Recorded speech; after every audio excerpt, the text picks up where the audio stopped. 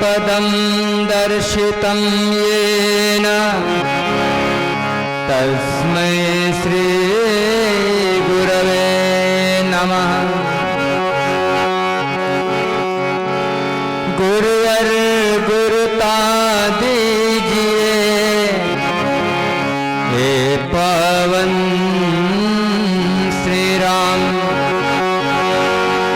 जन जन के दुख रहित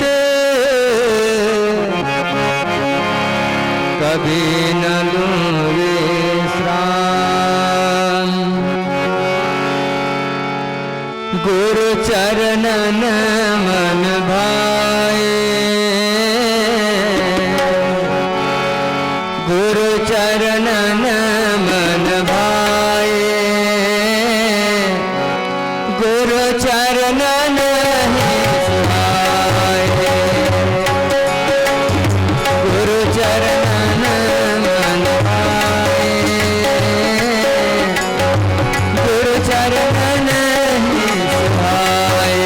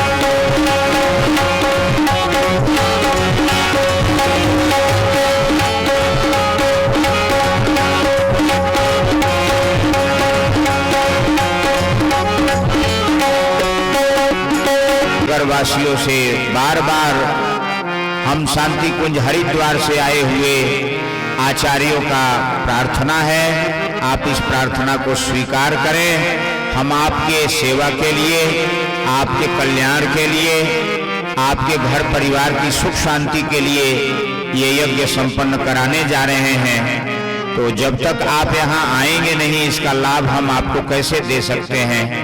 इसलिए भगवान के दरबार में जाना पड़ता है। माता का मंदिर बना हुआ है, लेकिन इस मंदिर में आना पड़ेगा, माता की गोद में जाना पड़ेगा, तब माता दूध पिलाती है। ठीक वही भाव है, आप इस यज्ञशाला में आएंगे, नहा धो करके और बैठ करके हवन करेंगे तो निश्चित रूप से माता का आशीर्वाद, यज्ञ भगवान का आशीर्वाद मिलेगा। आइए हम यही आप सभी नगर के लोगों से विनम्र प्रार्थना करते हैं। हमारी आवाज जहाँ तक जा रही है, आप भी आएं और अपने गांव नगर अड़ोसी पड़ोसी सबको बताएं, सबको लेके आएं। बोलिए माता विंध्यवासिनी की, माँ गायत्री की, इस जगह स्थान की, सभी भक्तों की, सभी संतों की, युगाधिपति महाकाल की, शांति कुंज हरिद्वार की, तपोभूमि मथुरा की, जन्म भूमि आवल खेड़ा की, कनक बीरा बस्ती की, सभी श्रद्धालुओं की। आइए एक बार हमारे साथ गायत्री मंत्र बोलेंगे। गायत्री मंत्र बोलने से पहले हम लोग परमात्मा का सबसे सुंदर और प्रभावशाली जो मंत्र है ओम, ये सारा संसार ओम में समाया हुआ है। ओम ही अल्लाह है, ओम ही परमेश्वर है, ओम ही गाड है, ओम ही कबीर साहब हैं, ओम ही जो है बंधुओं रैदास हैं, ओम ही सूर हैं, तुलसी हैं। ओम में ही हम लोगों का जीवन समाया हुआ है, आत्मा और परमात्मा। आइए कमर सीधा करें, दोनों हाथ गोद में। मंत्र का लाभ तब मिलता है जब रीढ़ की हड्डी सीधी होती है। इसमें दो तार ऐसे होते हैं, ईड़ा और पिंगला, कि जितना ही ये सीधा होता है तो ओम का जो ध्वनि तरंगित होता है इस नाड़ी के द्वारा नीचे से ऊपर मस्तक ब्रह्मांड तक जाता है।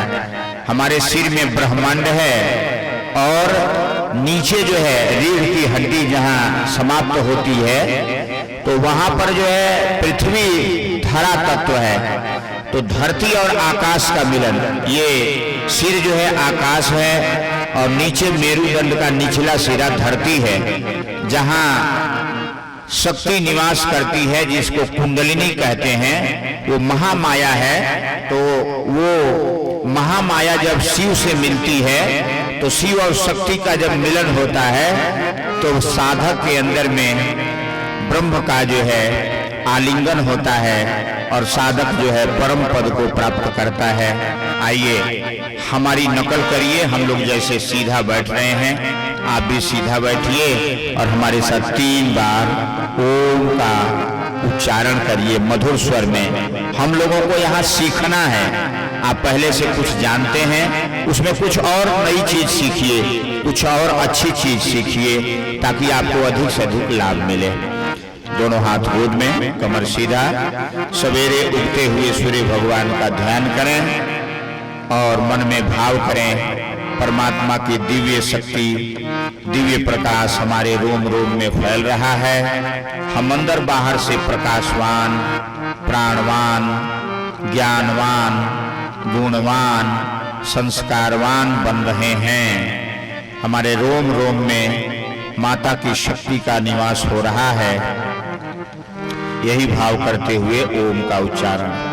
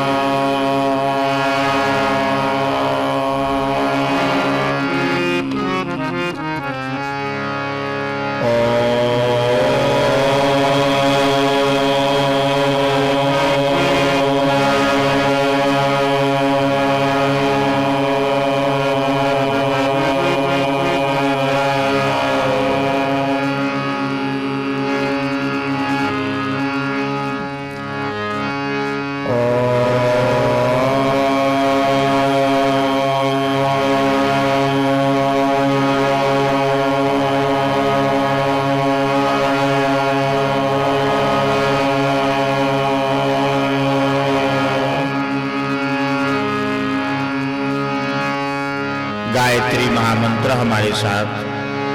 ओम भूर्भुवः स्वाहा तत्सवितुर्वरेण्यं भर्गो देवस्य धीमहि धियो यो नः प्रचोदयात्।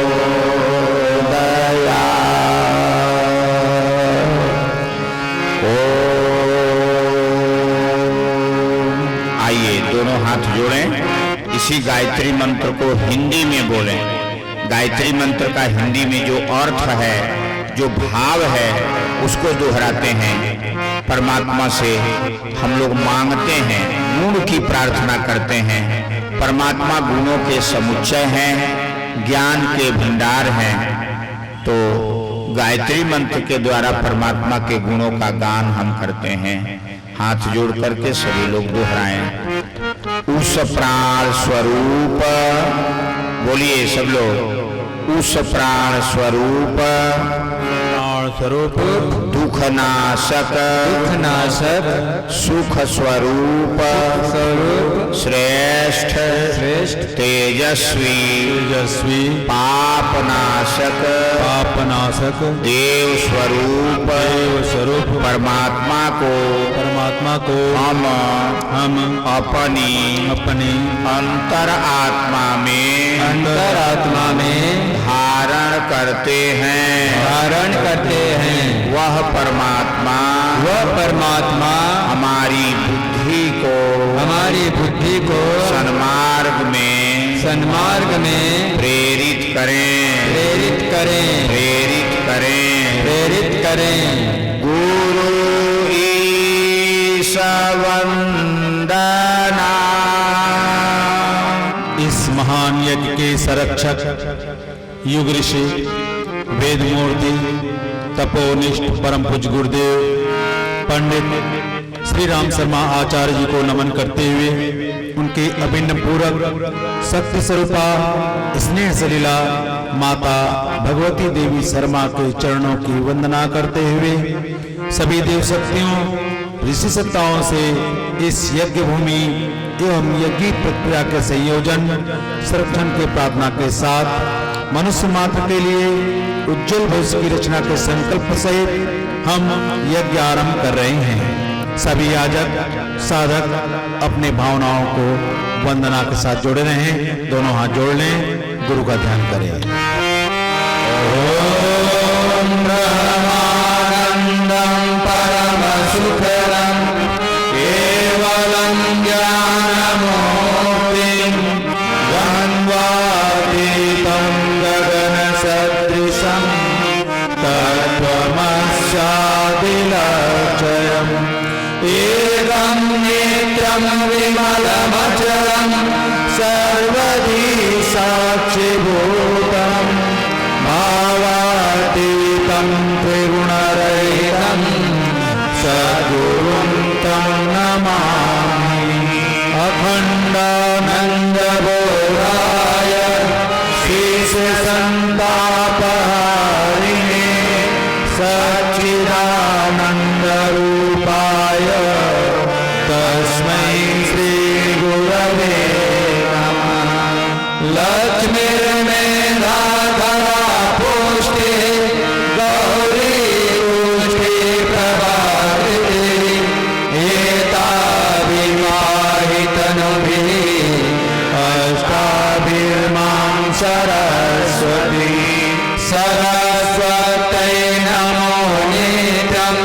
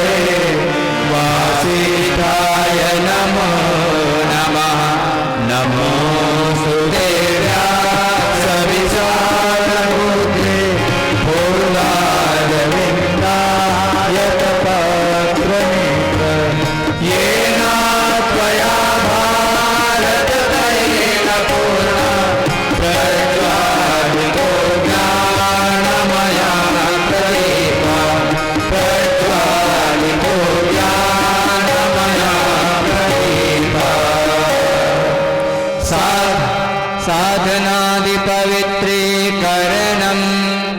आइए श्रेष्ठ कार्य हम करने जा रहे हैं। अच्छा, एक बात हम पूछना चाहेंगे कि इस महायज्ञ में पहली बार जो नए लोग आज हवन करने के लिए, पूजन करने के लिए बैठे हैं, जरा वो लोग हाथ उठाएं।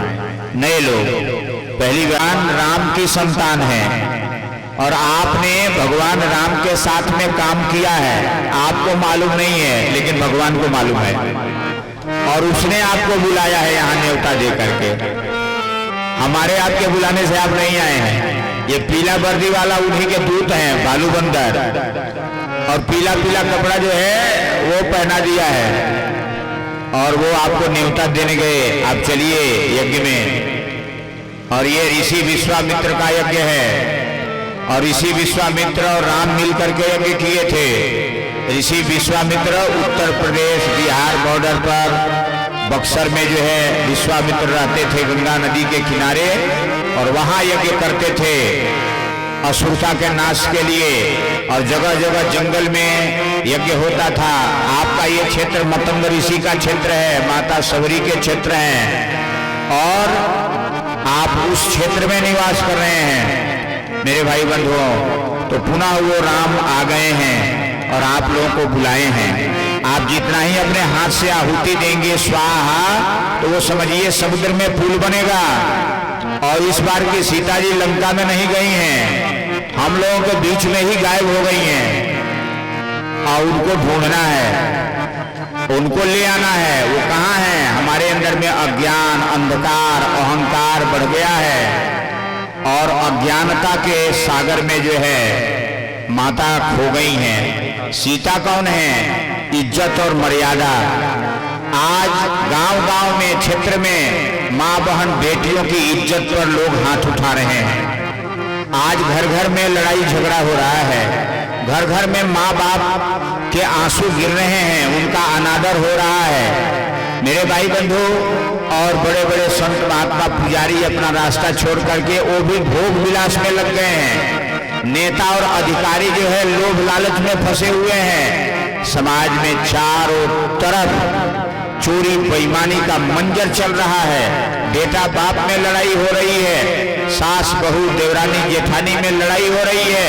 एक दूसरे को जैसे कुत्ता देख करके कुत्ते को गुर्राता है, उसी तरह से आज इंसान को खाने के लिए इंसान तैयार है मेरे भाई बंधुओं। आज जानवर और राक्षस में कहीं लड़ाई नहीं हो रही है। राक्षसों से, जानवर से आदमी तबाह नहीं है, आज आदमी से ही आदमी तबाह हो रहा है कि नहीं? ये बताइए, उस समय तो रावण को राक्षस लोग कहते थे और तमाम खर दूषण राक्षस जंगल में रहते थे। ये आतंकवादी जो बन करके रात दिन दुनिया में आदमी को ही तो मार रहे हैं। आतंकवादी कौन है? वो कौन है भाई? कोई एमए पीएचडी किया हुआ लड़का है, लेकिन उसको आतंकवादी बना के हथियार पकड़ा करके और बारूद के गोले दिया जाता है। जाओ, जितना आदमी को तुम मारोगे तुमको स्वर्ग मिलेगा। अच्छा, आप लोगों से पूछना चाहते हैं कि लोगों के हत्या करने से स्वर्ग मिलेगा? बोलिए। लेकिन उनको ऐसा पढ़ाया जा रहा है कि तुम जितना आदमी को मार दोगे बेगुनाह तुम जन्नत में जाओगे। जन्नत बने ये उर्दू का शब्द है, वो स्वर्ग जाओगे। ये बताइए, उसको स्वर्ग मिलेगा? तो बंधुओं, यही धरती के राक्षस हैं और जिनका कोई उद्देश्य नहीं है, केवल मारो, तबाह करो और माँ बहन बेटियों को कैप्चर कर लो और मनमानी उनके साथ में व्यवहार करो। भगवान माफ करेगा मेरे भाई बंधुओं। धरती पर जो ये आतंकवाद को बढ़ावा दे रहे हैं और जो आतंकवादी बन करके देखिए अंत में हश्र क्या हो रहा है, गोली और बम से उड़ाए जा रहे हैं। आने वाले दिनों में ये जो पाकिस्तान है ना, ये समझिए राक्षसों की धरती है और इसका सर्वनाश बहुत बुरी तरीका से होगा और इस पाकिस्तान का नामो निशान मिट जाएगा। ये भगवान राम की अमर बाणी है। ये जो चित्र में देख रहे हैं ना, बूढ़े बाबा किनारे दिखाई दे रहे हैं, ये श्री राम के अवतार हैं, भगवान शिव के अवतार हैं और शिव और राम में रामचरितमानस में, रामायण में वाल्मीकि जी ने लिखा है कि राम और शिव में कोई अंतर नहीं। शिव जी बता रहे हैं कि हमारे भगवान राम हैं और राम जी कह रहे हैं कि हमारे भगवान शिव हैं। इसलिए राम जी ने रामेश्वरम में शिव की स्थापना किया और तब जो है पुल बांधा गया और लंका पर चढ़ाई हुई। तो ये पुल बांधा जा रहा है शिव जी के रूप में। फिर जो है ये महाशक्ति बैठी हुई हैं और गायत्री कौन है? ये राम के अवतार हैं। और वो बूढ़े बाबा बगल में और इधर, तो ये शिव और पार्वती का जोड़ा है। और देखिए दोनों साथ साथ चल रहे हैं। भेष बदल लिया है आज के युग में, क्योंकि आज के राक्षस जो है दिखाई नहीं दे रहे हैं। आज के राक्षस कहाँ घूम रहे हैं? आदमी के दिमाग में, और आदमी को ही घुमा दे रहे हैं। और जो आदमी को नहीं करना चाहिए वो सारा काम आदमी से ही ये राक्षस करा दे रहे हैं। इसलिए भगवान ने गायत्री के रूप में, ये गायत्री क्या है? ज्ञान है। गायत्री क्या है? अच्छा विचार है। गायत्री क्या है? अच्छा व्यवहार है। तो गायत्री माता ही जब 24 रूप पकड़ती हैं तो वो विंध्यवासिनी माता बन जाती हैं, वो दुर्गा बन जाती हैं, वो चंडी बन जाती हैं, वो काली बन जाती हैं। जो दुर्गा का 9 रूप है ये गायत्री माता। फिर यही सीता बन जाती हैं, फिर यही राम बन जाती हैं, फिर यही ब्रह्मा बन जाती हैं, फिर यही विष्णु बन जाती हैं, फिर यही शंकर बन जाती हैं। ये वेद माता है, वेद माने ज्ञान देने वाली माता है। फिर ये देव माता है, देवता बनाने वाली माता है। जहां जैसी जरूरत पड़ती है देवता को खड़ा कर देती है। इस माता का आदेश होता है राम जी यहाँ खड़े होइए, कृष्ण जी यहाँ खड़े होइए, शंकर जी यहाँ खड़े होइए, सीता जी यहाँ खड़े होइए, दुर्गा जी यहाँ खड़े होइए। गायत्री के आदेश पर सृष्टि के सारे देवता जो है चलते हैं। ग्रह नक्षत्र ब्रह्मांड घनेरे सब गतिवान तुम्हारे। ये सूरज चांद सितारे गायत्री की शक्ति से चलते हैं। ये माताएं जो है गायत्री के आदेश पर जो है ये रमण करती हैं। और कभी इनका आदेश हुआ था, दुर्गा के रूप में यही अवतार ली थी अष्टभुजी दुर्गा। मेरे बंधुओं, आज ये गायत्री माता साक्षात आ गई हैं और इनका ये कहना है कि धरती पर जितने इंसान हैं नर और नारी, हम इनको ही विष्णु शंकर बना देंगे। और जितनी नारियां हैं हम इनको ही दुर्गा चंडी सीता रुक्मिणी बना देंगे और इस धरती पर स्वर्ग लाएंगे। लेकिन मेरे भाई बंधुओं, प्रसाद तो माता दे रही है, लेकिन प्रसाद को खाने के लिए हमको भी मेहनत करना पड़ेगा। भाई भोजन माँ बहन बेटियां चौके में बना दी हैं, खिलाने के लिए तैयार है, लेकिन खिलाएंगी किसको? जब हम लोग खाएंगे तभी ना खिलाएंगी। खाने वाला तैयार होगा तभी ना वो भोजन खिलाएगी, नहीं तो उसका बनाया हुआ भोजन क्या होगा? बेकार होगा। माँ गायत्री आशीर्वाद आज ले करके और मुंह मांगे खुला बांट रही हैं, लेकिन लेने वाला आदमी चाहिए कि नहीं है? चाहिए। तो लेने वाला कैसा आदमी चाहिए? आतंकवादी को माता देगी आशीर्वाद? बोलिए। दुराचारी को आशीर्वाद देगी? नहीं, सदाचारी को देगी। जो आशीर्वाद लेकर के अपने सुखी रहेगा, अपने बाल बच्चों को सुखी बनाएगा और अपने समाज और गांव को सुखी बनाएगा, भगवान का आशीर्वाद उसको मिलता है। तो आप लोग वही देवी देवता हैं कि ये आशीर्वाद लेकर के अपना जीवन धन्य बनाते हुए अपने गांव क्षेत्र को बनाएंगे।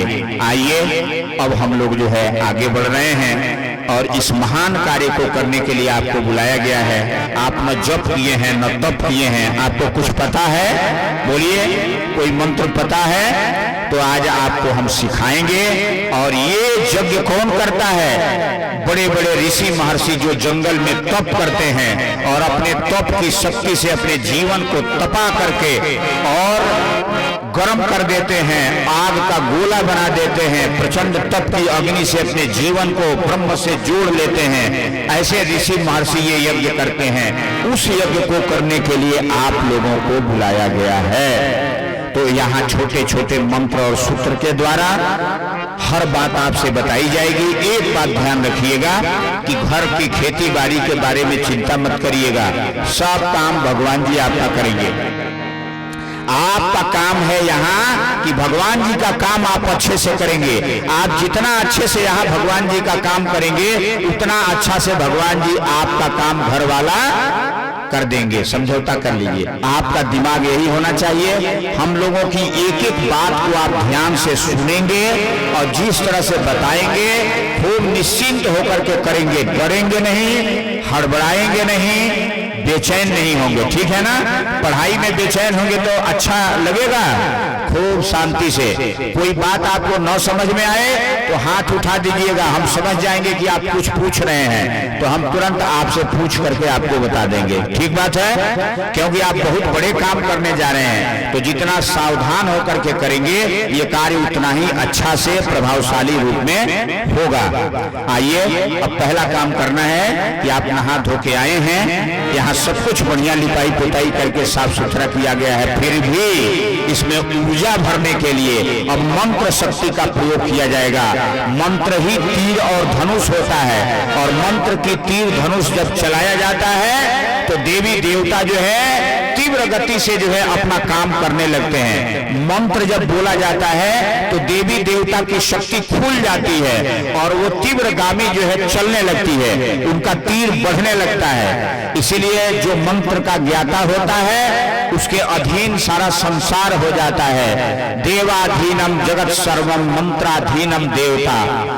देवताओं के अधीन ये सारा संसार है और मंत्रों के अधीन सारे देवता हैं। इसलिए जिस देवता का मंत्र जहां बोला जाता है, न चाहते हुए भी मंत्र का उच्चारण होने के बाद उनको आना ही पड़ता है। इसलिए मंत्र जब यहाँ बोला जाएगा तो सारी शक्तियां उतरने लगेंगी। तो अब मंत्र के द्वारा आपको भी स्नान कराया जाएगा, यहाँ के धरती को भी स्नान कराया जाएगा, और पूजा पाठ के लिए जितना सामान आया है इस सामग्री को भी स्नान कराया जाएगा। तो पहला काम, सारे साधन सामग्री, धरती आकाश हवन कुंड जितना रखा है, पहले सारे पूजन सामग्री का स्नान होने जा रहा है। किसका होने जा रहा है? सभी पूजन सामग्री का। तो अब आप लोग समझ लीजिए, बाएं हाथ में एक गिलास का जल उठा लीजिए और खड़े हो जाइए। एक आदमी, एक कुंड पर एक आदमी गिलास सहित जो है जल लेकर के, गिलास ही रख लीजिए बाएं हाथ में। पानी का गिलास बाएं हाथ में ले लीजिए, खड़े हो जाइए। आम का पल्लव दाहिने हाथ में पकड़ लीजिए या फूल ले लीजिए। थाली में अगर एक खड़ा फूल है तो खड़ा फूल ले लीजिए। खड़े हो जाइए एक आदमी। हमारी बात को सुनिए, बस समझ में आ जाएगा। एक आदमी बाएं हाथ में पानी का गिलास पकड़ लीजिए, दाहिने हाथ में फूल पकड़ लीजिए। अब हम लोग यहाँ से मंत्र बोलेंगे और आपके आगे कुंड है, कुंड के अगल बगल तमाम सामान रखा हुआ है। सब सामान के ऊपर थोड़ा थोड़ा फूल से जल छिड़कना है। बात समझ में आ गया ना? अब मंत्र शुरू हो रहा है और मंत्र के साथ साथ अपने कुंड के अगल बगल, अपने अगल बगल धरती पर भी जल छिड़कना शुरू करें। ओम पुनादिते परिशुद्धं सोमागं सूर्यस्य दुहिता। सभी लोग हाथ जोड़कर भाव करें, सब सामान पवित्र पुनन्तु मनसा धिया पुनन्तु विश्वाभूतानि जातवेदा पुनीहिमा। बैठ जाइए। मंगलाचरणम। हाँ, बैठिए नहीं, एक और काम, खड़े खड़े जल को रख दीजिए गिलास नीचे, और अब आपके थाली में अक्षत फूल है तो बढ़ जाए सभी लोग। हम दूसरे तरीके से करा दें। जितने हमारे पुराने भाई हैं गायत्री परिवार के, वो लोग अक्षत फूल ले लें और गुरु जी के तरफ से प्रतिनिधि बन करके, और जितने नए भाई आए हैं, बहनें आई हैं, सभी लोगों के ऊपर अक्षत फूल घूम करके आशीर्वाद की वर्षा कर दीजिए। आप लोगों का आचरण, व्यवहार, जीवन अच्छा बने, मंगलमय बने, इसी भाव में अक्षत फूल की वर्षा। आपका स्वागत, आज आपका स्वागत गायत्री माता, माता विंध्यवासिनी कर रही हैं, या आप उनके काम को करने के लिए उनके दरबार में उपस्थित हैं। चलिए अक्षत फूल छोड़ना शुरू करें, मंत्र शुरू हो रहा है। ओम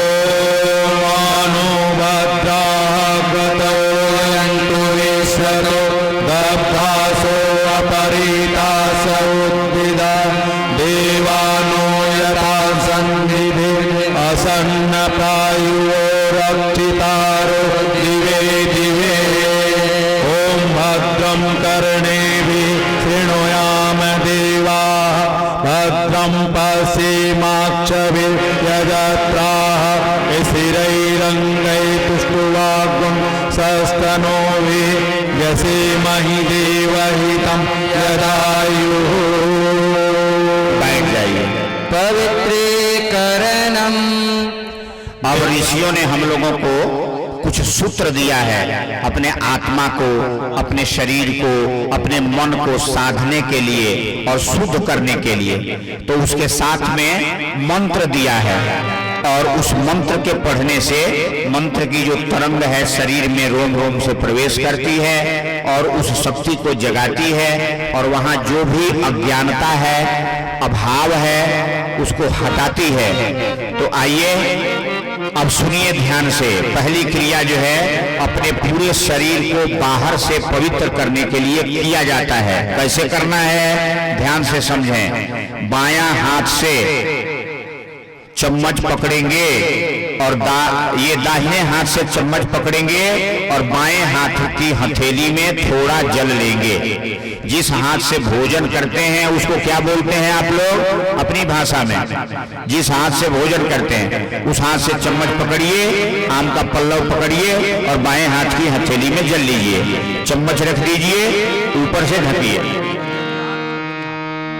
जेवनी हाथ, भैया बता रहे हैं आपकी भाषा में, जेवनी हाथ से चम्मच पकड़ करके और देवड़ी हाथ में जल लीजिए। आइए अब चम्मच रख दीजिए, ऊपर से जेवनी हाथ से ढकिए, भाव करिए माता का आशीर्वाद हम लोगों के ऊपर बरस रहा है, हम लोगों का जीवन पवित्र हो रहा है। हे माता, हम लोग देवता बन जाएं, हम लोगों की शक्ति जग जाए। ओम अपवित्रः पवित्रो वा सर्वावतां गतोऽपि वा यः स्मरेत्। हमारे हाथ को देखिए, आप समझ जाएंगे। जल लेकर के हाथ को शरीर के ऊपर जल को छिड़किए, भाव करिए हमारा रोम रोम माता की शक्ति से पवित्र हो रहा है, हम पूजा के अनुकूल बन रहे हैं।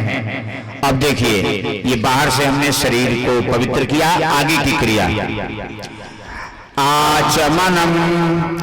अब 3 बार जल पिएंगे।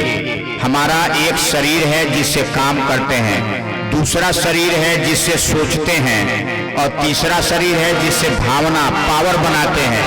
तो तीनों शरीर की पवित्रता के लिए मेरी बात को सुने, पहले कुछ करें नहीं, केवल सुनिए। सुनेंगे नहीं तो समझ नहीं पाएंगे, और समझेंगे नहीं तो फिर कर नहीं पाएंगे। इसलिए हम बहुत अच्छे से धीरे धीरे बढ़िया से समझा के और तब आपसे कराने का प्रयास कर रहे हैं, क्योंकि आप नए लोग अधिक हैं और पुराने भी हैं। तो पुराने लोग भी कुछ अगर आप भूल रहे होंगे तो सीख जाएंगे, ताजा हो जाएंगे। इसलिए पूरी बात को सुनिए। तो कैसे करना है कि पहली बार में अब उल्टा, जैसे जीवनी हाथ से आपने पकड़ा तो अब इसके उल्टा दूसरे हाथ से चम्मच पकड़ेंगे और जीवनी हाथ में आप जल लेंगे। और सुनिए, अभी लेना नहीं है, जल को मुख में पीना है, हाथ से मुंह से स्पर्श करा के जल को पी जाएंगे, क्योंकि इसमें मंत्र की शक्ति होती है। जब मंत्र हम लोग बोलेंगे उसके बाद पीना है। और जल पीने के बाद कुछ लोगों की आदत होती है कि पीने के बाद शरीर में जूठा हाथ कपड़े में पोंछ लेते हैं। ऐसा करते हैं ना? ये नहीं करेंगे, क्योंकि हाथ आपका जूठा है तो शरीर में पूछेंगे तो शरीर भी आपका, बोलिए, जूठा होगा। इसलिए सावधान रहिएगा। एक बार जल पी लेंगे, फिर दूसरे बार में ऊपर से जल लेंगे, दोनों हाथ स्पर्श ना हो। दूसरे बार जल पिएंगे, एक ही हाथ से पीना है। फिर तीसरे बार जल लेंगे, एक ही हाथ से पीना है। 3 बार जब जल पी लेंगे और तब 1 चम्मच जल ऊपर से लेंगे, चम्मच रख देंगे और बगल में बाएं हाथ की ओर अपना हाथ धोएंगे। ठीक है ना? इतनी क्रिया। आइए पहली बार अब अपने दाहिने हाथ में जल लीजिए और दूसरे के हाथ में भी दीजिए। सब लोग इस क्रिया को करेंगे। हमारा शरीर पवित्र हो रहा है, हमारा दिमाग पवित्र हो रहा है, हमारी भावनाएं पवित्र हो रही हैं 3 काम के लिए। ओम अमृतोपस्तरणमसि स्वाहा। पहली बार जल पीजिए प्रेम से, फिर दोबारा जल लीजिए, नमसि स्वाहा। दूसरे बार जल पीजिए। ओम सत्यम यशः श्रीमयी श्री श्रीराम स्वाहा। हस्त प्रक्षालनम। अब जल लेके थोड़ा सा अपने बाएं हाथ की ओर धो ले हाथ। शिखा वंदनम। शिखा चोटी भारतीय संस्कृति का प्रतीक है, जिसमें भारतीय संस्कृति की गौरव गरिमा समाई हुई है। ये चोटी क्या है? चोटी हिंदुत्व का प्रतीक है। भारतीय संस्कृति के अनुयायियों को ये चोटी रखनी चाहिए। ऐसे ऋषियों ने 5 प्रतीक बताए हैं भारतीय संस्कृति के प्रतीक। कौन कौन से प्रतीक हैं? पहला है चोटी, जिसको हम शिखा कहते हैं। दूसरा है सूत्र अर्थात जनेऊ, यज्ञोपवीत जिसको हम कहते हैं। और तीसरा है भारतीय वेशभूषा, धोती और कुर्ता। ये टाई और पेंट कोट नहीं है। भारतीय वेशभूषा क्या है? धोती कुर्ता। और चौथा है रक्षा सूत्र, जिसको हम कलावा कहते हैं। अभी आपको कलावा बंधाएगा नहीं बंधाया, बनवाएंगे अभी। ये रक्षा सूत्र है, कलावा। और 5वां कोपिन। ये 5 प्रतीक हैं, लेकिन हमारे पास एक भी प्रतीक नहीं है। न तो चोटी है, न तो जनेऊ है। स्कूल में जाकर देखिए बच्चों को, तो किसी का चोटी नहीं पाएंगे। इक्के दुक्के कोई बच्चे हैं जिनका चोटी मिल जाता है। और वो भी बच्चे कहते हैं पिताजी ये चोटी मत रखिए। क्यों? हमको चिढ़ाते हैं बच्चे लोग। क्यों? भाइयों बहनों, ये संस्कृति का प्रतीक है, ये हिंदुत्व का प्रतीक है, ये राष्ट्र का प्रतीक है। तो इसकी गरिमा को हम बनाया रखेंगे। इसको कभी कटाएंगे नहीं, इसकी गरिमा को बना रखेंगे। संस्कृति का प्रतीक है चोटी। हर धर्म में अलग अलग प्रतीक होते हैं। मुस्लिम भाई होते हैं सुन्नत कराते हैं, सिख भाई होते हैं केस रखते हैं, और ईसाई होते हैं क्रॉस बांधते हैं, टाई को प्रतीक मानते हैं। जैसे पुलिस जब ड्यूटी में जाता है तो एक वर्दी पहनता है ना, वर्दी पहनता है, उससे पता चलता है कि पुलिस है। अगर यूनिफॉर्म ना पहने तो पता चलता है क्या? नहीं तो पता चलता है। वकील वकालत करने जाता है तो काला का कोट पहनता है, और मतलब सफेद का स्कार्फ बांधता है, उससे पता चलता है कि वो वकील है। उसी प्रकार से हमारे हिंदुत्व का प्रतीक शिखा सूत्र हमें रखनी चाहिए, इसकी गरिमा को बनाकर रखनी चाहिए। इसलिए हम क्या करेंगे? संस्कृति का प्रतीक को बेकरार रखेंगे। तो बाएं हाथ में जल लेंगे, देनी हाथ में जल लो, और जौनी हाथ के 5 उंगली डुबाओ, और जे शिखा के स्थान पर, चोटी के स्थान पर स्पर्श करिए। ठीक है? ओम चित्रूपिणे महामाये दिव्य तेजः समन्विते तिष्ठ देवी शिखा मध्ये तेजोभिधिं कुरुष्व मे प्राणायामः। हाँ, देखिए वो भैया को बैठने में दिक्कत हो रही है, उनको कुर्सी दीजिए। जिस भाई को पैर मोड़ करके बैठने में दिक्कत है, उनको कुर्सी दीजिए। वो कुर्सी पर बैठ के पूजन करेंगे, कोई दिक्कत नहीं। बीमार आदमी के लिए कुर्सी अलाउ है। हाँ, नहीं तो उनको परेशानी बढ़ जाएगी, ज्यादा देर बैठना है। हाँ, अदल बदल कर दीजिए, उनको किनारे कर दीजिए और कुर्सी दे दीजिए। आइए, जिनको घुटने में दर्द है, कमर में दर्द है और बैठने में दिक्कत है, चाहे भाई हो या बहन हो, वो कुर्सी लेकर बैठ सकते हैं, आपको कोई दिक्कत नहीं।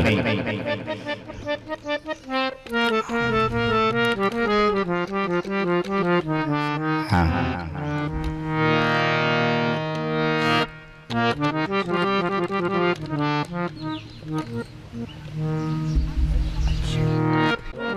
अब जो है हम लोग आगे बढ़ेंगे।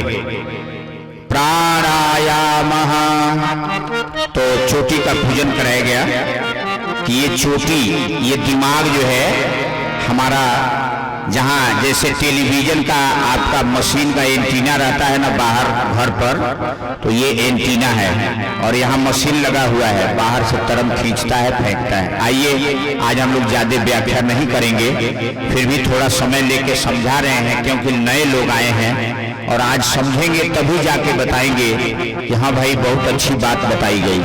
तो जब अच्छी सुन के जाएंगे तब तो लोगों को बताएंगे, और ये लोग अपने लोगों को बताएंगे तो लोगों को विश्वास होगा। इसलिए थोड़ा सरल भाव में हम हर बात को बता रहे हैं, 2 मिनट का अधिक समय लेके, लेकिन हम पूजन टाइम से करा देंगे। 11:30-12 बजे तक पूरा ये कार्यक्रम खत्म कर देंगे। ये बिल्कुल आप निश्चिंत रखिए, हम टाइम से काम करते हैं, टाइम टू टाइम, 1 मिनट की देरी नहीं करेंगे। ये हम लोगों के हाथ में है। तो आइए अब जो है आगे बढ़ते हैं। सभी लोग कमर सीधा करें और दोनों हाथ गोद में रखें, सूर्य भगवान का ध्यान करें और लंबा गहरा सांस खींचते हुए धीरे धीरे सांस लें, धीरे धीरे छोड़ें और भावना करें हम अंदर से स्वस्थ हो रहे हैं। और आप लोग मंत्र ना बोलें, क्रिया करें।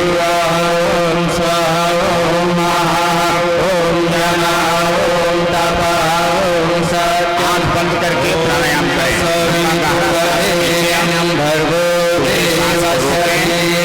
धीरे धीरे सांस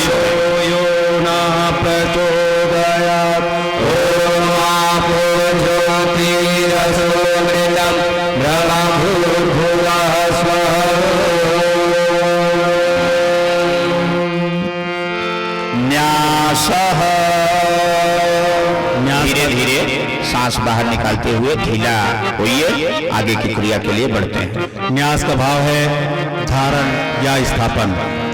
दिव्य कार्यों के लिए अपने अंग अवयव में दिव्य चेतना स्थापित करने के लिए न्यास का विधान है। न्यास के विधान है। न्यास में 7 स्थानों पर देवताओं का स्थापना किया जाता है। कौन कौन से स्थान पर? मुख में स्पर्श करते हैं, नाक में स्पर्श करते हैं और आंख में स्पर्श करते हैं, कान में स्पर्श करते हैं, भुजा में स्पर्श करते हैं और जंघा में स्पर्श करते हैं। इस स्थान पर देवताओं की शक्ति विराजमान हो।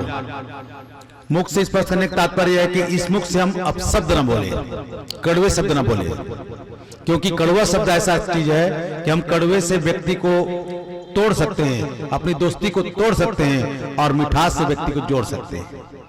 सही है ना? अगर वाणी में कर्कशता आता है तो व्यक्ति टूट जाता है, और वाणी में मिठास आता है तो व्यक्ति जुड़ जाता है, अपनापन हो जाता है। ये वाणी में इतनी क्षमता है। तो इसलिए मीठी वाणी बोलिए, मन का आपा खोए, आवरण को शीतल लगे, आपा शीतल होए। मिठास मधुरता निकलनी चाहिए, इसीलिए मुख में स्पर्श करते हैं। नाक में स्पर्श करने का तात्पर्य है कि प्राण चेतना को हम अपने अंदर में धारण करें, प्राणवान बने, शक्तिवान बने। और आंख में स्पर्श करने का तात्पर्य है कि हमारी दृष्टि भद्र हो, अभद्र न हो, गलत नजरिए नहीं होना चाहिए, सोचने की शक्ति गलत नहीं होना चाहिए, क्योंकि नजरें तेरी बदली तो नजारे बदल गए, किस दिन मुड़ा रुख तो किनारे बदल गए। इसलिए नजरिया हमारी अच्छी होनी चाहिए। अर्थात हम किसी भी भाई को देखें तो गलत दृष्टि से नहीं देखें, किसी भी बहन को देखें तो गलत दृष्टि न देखें। एक भाई बहन का एक रिश्ता के भाव हमारे अंदर जागृत हो। हम अगर बुजुर्ग माताएं माँ के रूप में देखें, बहन के रूप में देखें, भाई के रूप में देखें, पिता के रूप में देखें, ये भाव हमारे अंदर जागृत हो नजरिया के भाव के साथ। और उसका जंघा कान में स्पर्श करने का तात्पर्य है किसी की बुराई, किसी चारी चुगली न करें। भुजा में स्पर्श करने का तात्पर्य है कि हमारा हाथ किसी को मारने पीटने के लिए गलत काम करने के लिए ना उठे। और जंघा में स्पर्श करने का तात्पर्य है हम अच्छे रास्ते को जाएं, गलत रास्ते को ना जाएं। इसीलिए 7 स्थानों पर क्रमशः स्पर्श किया जाता है। तो बाएं हाथ में जल लेकर के दाएं हाथ के 5 उंगलियों को डुबाएं और जिन अंगों को बताया जाए बाएं से दाएं की ओर क्रमशः स्पर्श करते हुए चलेंगे।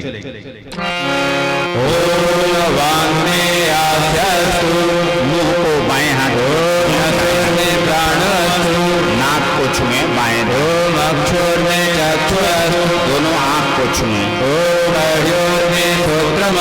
दोनों कान को छुए, बाहुर में बलमस्तु, दोनों बाह को छुए,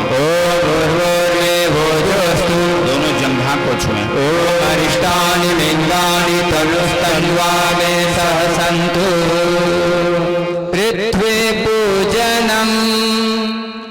धरती माता का पूजन करना है। हम लोग धरती के पुत्र हैं और माता की रक्षा करना हमारा धर्म है। और माता की रक्षा क्या है कि माता के मिट्टी से ही हमारा ये शरीर बना है। तो सबसे पहले अपने शरीर की रक्षा करें। शरीर की रक्षा क्या है? इस शरीर से पाप न करें। पहला पाप है गांजा बीड़ी शराब पीना। इस गांजा बीड़ी शराब से इस माटी का नुकसान होता है कि नहीं? माता ने हमें जन्म दिया है तो हमें पवित्र बना के सुंदर दिया था, और हम लोग इसमें गांजा बीड़ी शराब डाल करके इस माटी को खराब करते हैं। बोलिए हम दोषी हैं कि नहीं है? तो अपने प्रति ये पहला पाप है, नशा करके अपने माटी को खराब करना। और दूसरा, इस माटी से दूसरे को खराब करना। जब हमारी माटी गंदी होगी तो जिस माटी को छुएंगे वो भी गंदा, हमारा आचरण व्यवहार गंदा होगा तो हम दूसरे के साथ व्यवहार करेंगे तो गंदा व्यवहार करेंगे। तो इसलिए मेरे भाई बंधुओं, हम भी साफ सुथरा रहें और दूसरा भी साफ सुथरा रहे, यानी हमेशा अच्छा सोचें, अच्छा कर्म करें और धरती माता की रक्षा करें। धरती पर न पाप बढ़ने दें, न हम स्वयं पाप करें। पाप से ही धरती गंदी होती है, पाप से ही भूमि भारी होती है, और धर्म और सदाचार से भूमि प्रसन्न होती है। आज हम लोग एक एक चम्मच जल धरती पर छोड़ें, और जिनके पास में पूजा की थाली है वो सज्जन भाई बहन अक्षत फूल धरती पर छोड़ें। सभी लोग माता धरती को दोनों हाथ से स्पर्श करें। मंत्र हम लोग बोल रहे हैं, मंत्र जब समाप्त होगा तो हाथ जोड़ के धरती को प्रणाम करेंगे। ओम पृथ्वी दयाधिका लोका देवी त्वं विष्णुमाधिका त्वं च धारयमां देवी पवित्रं पूजासनम्। ओम माता भूमिः पुत्रो अहम पृथिव्याः श्री पृथ्वी देव्यै नमः। बोलिए धरती माता की जय। हम लोग खूब पेड़ लगाएं और धरती पर धर्म करें, अच्छा कर्म करें, यही धरती की पूजा है। अब आइए आगे बढ़ते हैं। संकल्प, अब हम लोग संकल्प करेंगे। देखिए भगवान राम इस धरती पर आए थे और इसी धरती से जो है लंका गए थे। बोलिए सही बात है कि नहीं? आप ही लोगों के बीच से घूमते हुए सीता की खोज करते हुए और जटायु और सभी जंगल वासियों से मिलते हुए और जंगल के लोगों से ही सहयोग मांगा था। बोलिए कि नहीं? आप जंगल में रहने वाले भगवान के साथी हैं, सही आदमी आप हैं, लेकिन आप भूल गए हैं। आज याद करिए, आज वो फिर भगवान आ गए हैं और उनके साथ में सब दुर्गा काली सभी शक्तियां हो गई हैं। गायत्री माता आगे आगे चल रही हैं, शिव और पार्वती, माता पार्वती अपना 9 रूप धारण की हैं और शिव अपना जो है महाकाल का रूप धारण किए हुए हैं, और माँ गायत्री यानी कृष्ण और राम का ये रूप है गायत्री का, और वो चल रहे हैं। अब आपको फिर सहयोग करना है एक बार राम का, और धरती से आज आतंकवाद, असुर, भ्रष्टाचार, पापाचार को खत्म करना है। निश्चर हीन कराओ मही भुज उठाय प्रणकिन सकल मुनिन के आश्रम जाय जाय सुख दिन। भगवान राम ने संकल्प किया था, जब जंगल में ऋषियों को मार करके खाते हुए उनकी हड्डियों के ढेर को देखा था राम ने विश्वामित्र के साथ में, और तब राम का कलेजा तड़प गया था और उन्होंने कसम खाया था, इस धरती पर जब तक राक्षसों को साफ नहीं कर दूंगा तब तक मैं चैन की सांस नहीं सोऊंगा।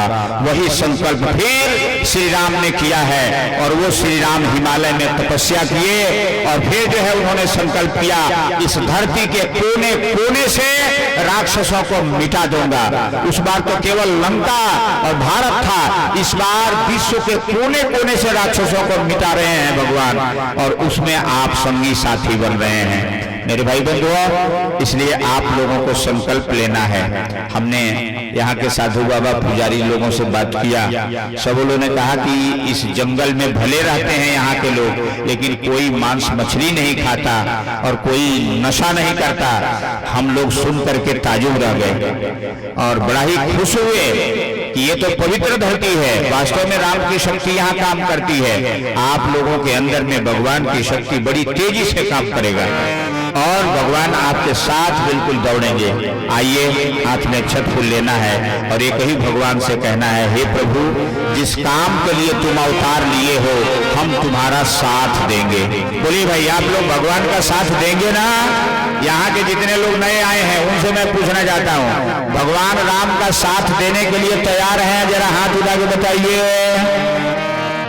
हाँ भाई, तो हम लोगों को एक ही बात संकल्प करना है, हे प्रभु, हम लोग जानते नहीं थे कि तुम आ गए हो धरती पर, तो अब हम लोगों को पता लग गया, तो तेरे साथ में, निषाद राज के साथ में अब हम एकदम जुट जाएंगे और जो भी हमारे पास में बेर है, फल है, कंदमूल है, लेकर के तेरे साथ में एकदम दीवाना हो जाएंगे। यही आप लोगों से विनती है और अपने सभी गांव नगर के संगी साथियों को बता दीजिए केवट की तरह से कि प्रभु आ गए हैं भाई, पीछे मत रहो, गायत्री यज्ञ में चलो, हवन करो और भगवान के संदेश को सुनो, वो क्या कह रहे हैं, और हम लोग भी उनके साथ में हो जाएंगे। तो त्रेता में साथ में हुए थे तो सारी दुनिया गा रही है, इस बार भी साथ में हो जाएंगे तो फिर एक नया रामचरितमानस बनेगा, आने वाली पीढ़ी भी गाती रहेगी। यही संकल्प लेना है, कोई भी बुराई से बचेंगे, भगवान का साथ निभाएंगे। दाहिने हाथ में सब लोग अक्षत फूल ले लें और 2-2 बूंद जल ले लें और यहाँ से संकल्प का मंत्र बोला जा रहा है। आपको एक संकल्प करना है, हम भगवान के साथ में चलेंगे, हम देवी देवता बनेंगे, हम देवी देवता बनेंगे, हम देवी देवता बनेंगे। माँ गायत्री सब देवी देवताओं की माता है, वो सबको देवी देवता बनाने आई है और जो एक बार गायत्री मंत्र बोल देता है उसके अंदर में ब्राह्मण शक्ति, ब्रह्म शक्ति उतर जाती है और जो ब्रह्म शक्ति जिसके अंदर उतर जाती है वही ब्राह्मण पुजारी बन जाता है, वही ब्राह्मण कहलाता है। आइए, दाहिने हाथ में अक्षत फूल लेकर के बायां हाथ नीचे लगाएं, अपने हृदय के सामने हाथ को करें और हृदय से संकल्प करें, हम देवी देवता बनेंगे, हम भगवान राम का साथ देंगे।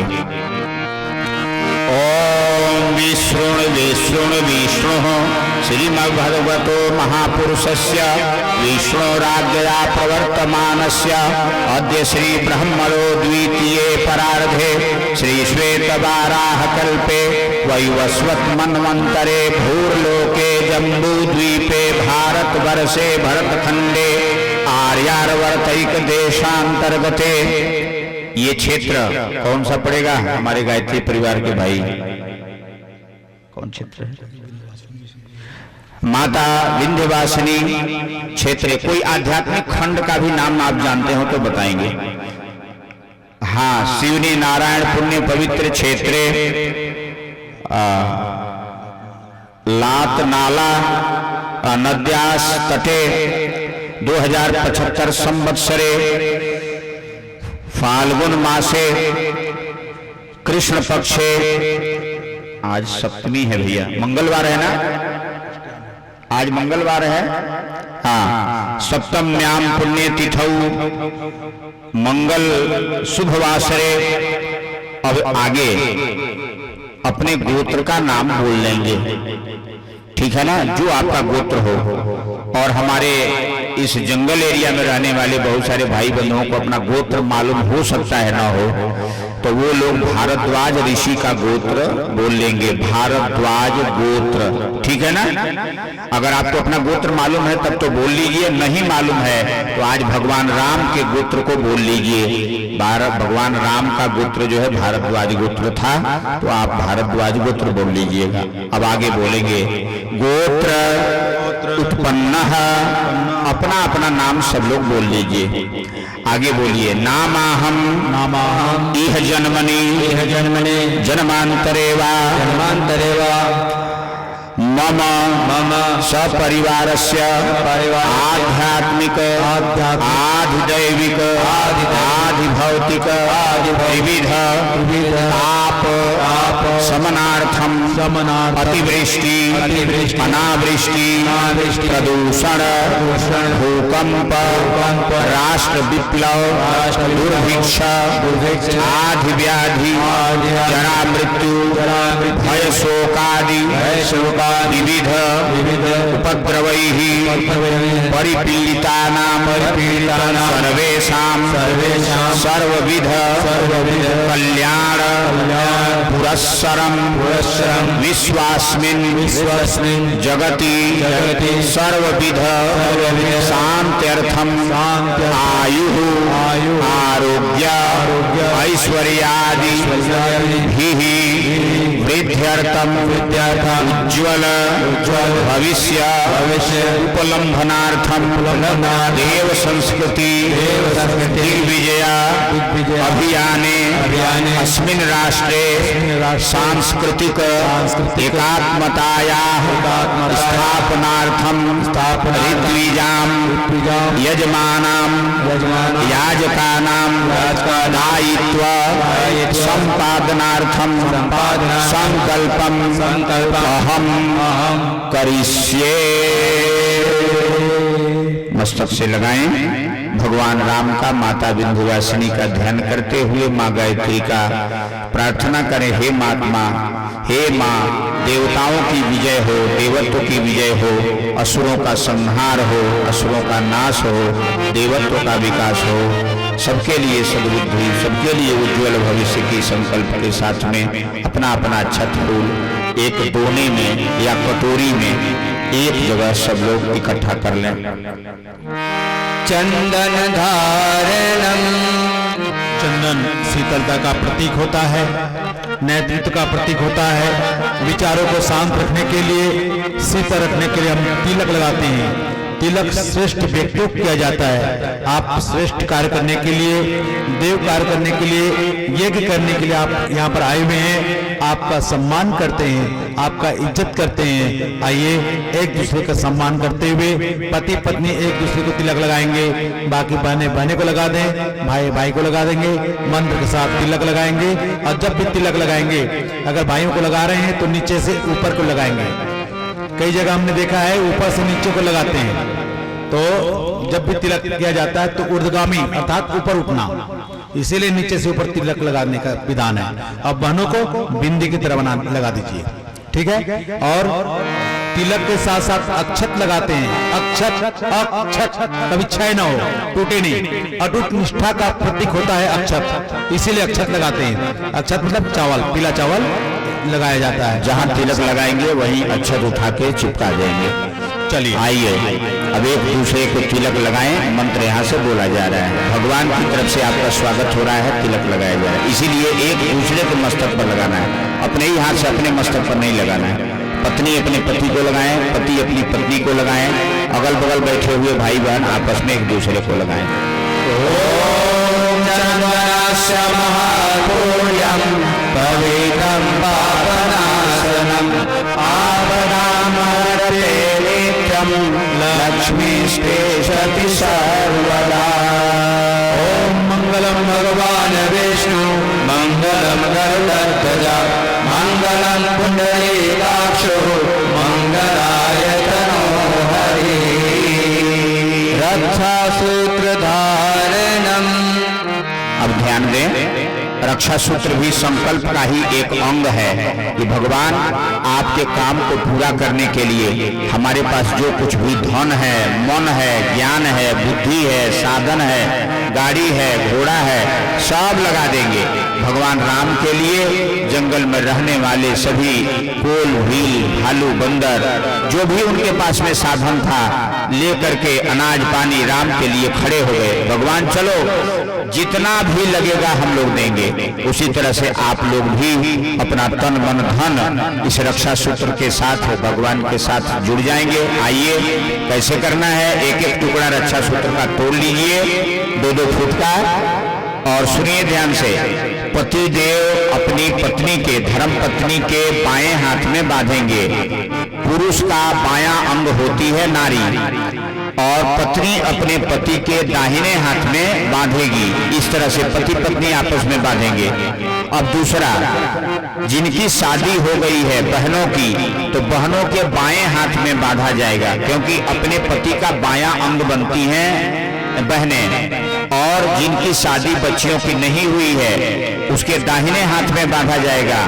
पुरुष बच्चे सब लोग दाहिने हाथ में बांधेंगे, केवल जिस बहन की शादी हो गया है उसके बाएं हाथ में बांधना है। ये भी अपने अपने हाथ में अपने नहीं बांधना है, आप दूसरे के हाथ में बांधिए, दूसरा आपके हाथ में बांधेगा। यानी हम सभी हिल मिल करके राम के साथ चलेंगे। इसी भाव में आइए हम जो है रक्षा सूत्र बांधते हैं। बांधना शुरू करें, मंत्र शुरू हो। ओम रतेन दीक्षामाप्नोति दीक्षयाप्नोति दक्षिणां दक्षिणा श्रद्धामाप्नोति श्रद्धया सत्यमाप्यते। ओम येन बद्धो बलिराजा दानवेन्द्रो महाबलः तेन त्वामि प्रतिबध्नामि रक्षेमाचलमाचल। यदा नन्दाचायण हिरण्यग्वं सदानीकाय सुमनस्य मानः तन्म आबदनामि सतसारदाय आयुष्मान् जरदष्टु यथा सम्मा। कलश पूजनम।